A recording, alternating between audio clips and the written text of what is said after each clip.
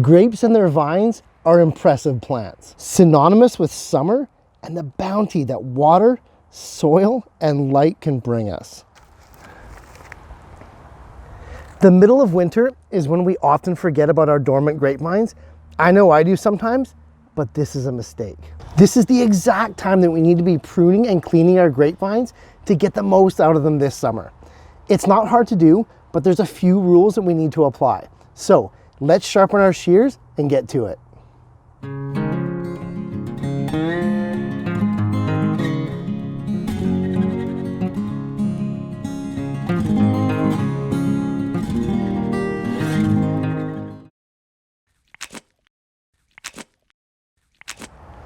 The issue most grape growers face, and the reason why they're not seeing the production and the results that they expect, revolves around pruning.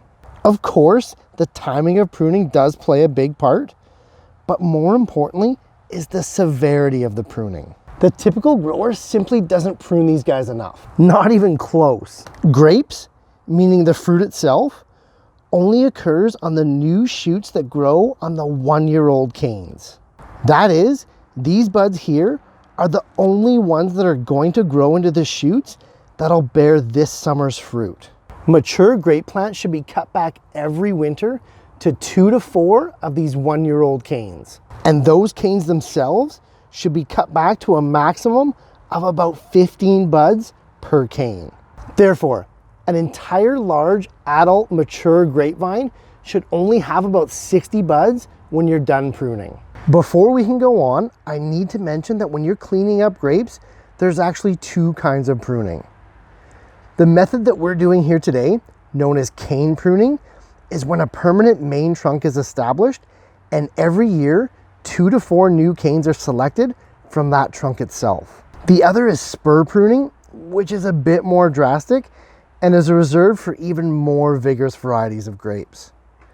This is where you cut back the 1-year canes to 2 single buds or spurs per cane. So once you've picked your preferred method of pruning, grab your favorite shears and let's get to work. I have a few grape plants that I need to prune this year, but I'm gonna start on this little guy first. He's a 2-year-old plant, but a 1st-year transplant. So I'm gonna be a little bit more gentle with him. I really want this grape plant to get a bit more established, put on some bulk, grow that main trunk, just get a little bit more vigorous, than he's shown in the last year. So I'm definitely gonna leave the maximum of the 4 allowed canes. So let's go through it and get this guy all cleaned up.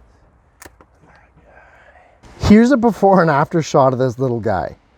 Drastic, yes, but that's nothing compared to the next plant.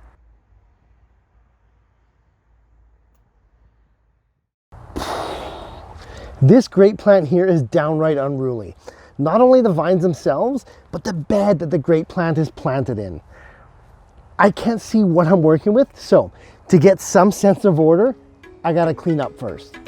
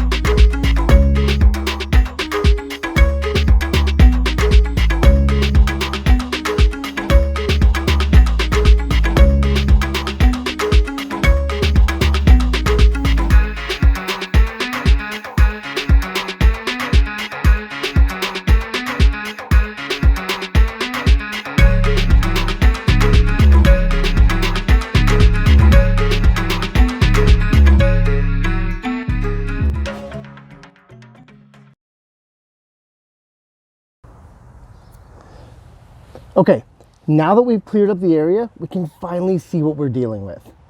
Let's go ahead and pick out our 4 canes to grow from, cut them back to the desired bud count, and then remove everything else.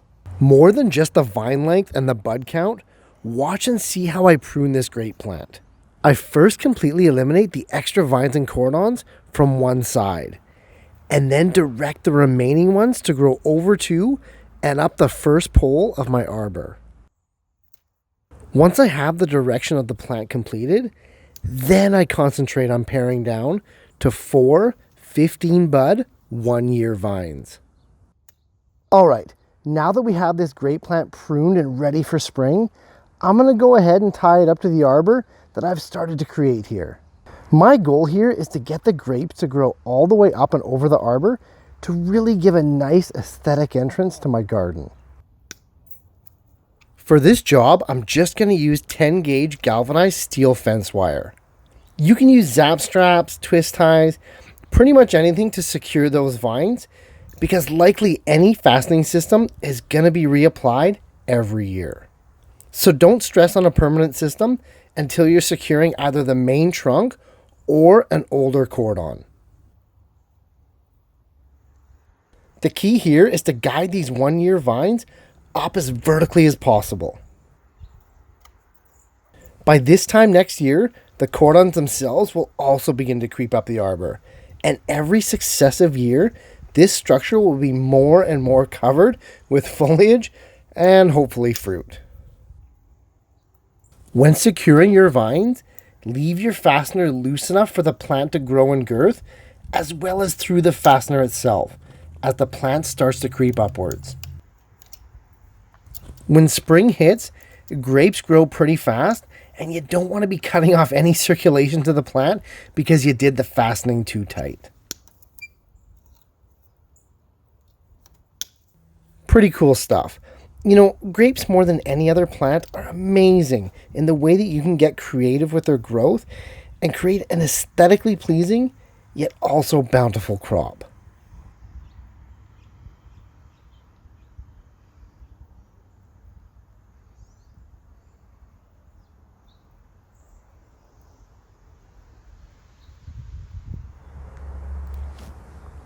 Grapes are considered a bit of an advanced crop to grow, but they don't have to be. Diligent annual pruning in the mid to late winter will ensure a healthier plant, controlled growth patterns, and of course, way higher production and quality of fruit. Don't be afraid to really clean up those vines to give your grapes the best chance to thrive this summer. Hey, if you have any other grape growing tips that you'd like to share with the community, leave it in the comments down below. Also, if any of you are on Facebook, head on over and join our gardening group called Growing Better. The group has grown phenomenally fast, yet it will never lose its sense of community or its welcoming feel. If you're passionate about growing epic organic fruits, herbs, and veggies for you and your family, the Growing Better group is a great place to hang out, share, learn, and grow.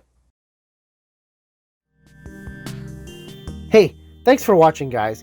If you're getting value in this and the other series that I'm doing on YouTube, hit those like, share, and subscribe buttons if you'd be so kind, and I'll see you in the next video.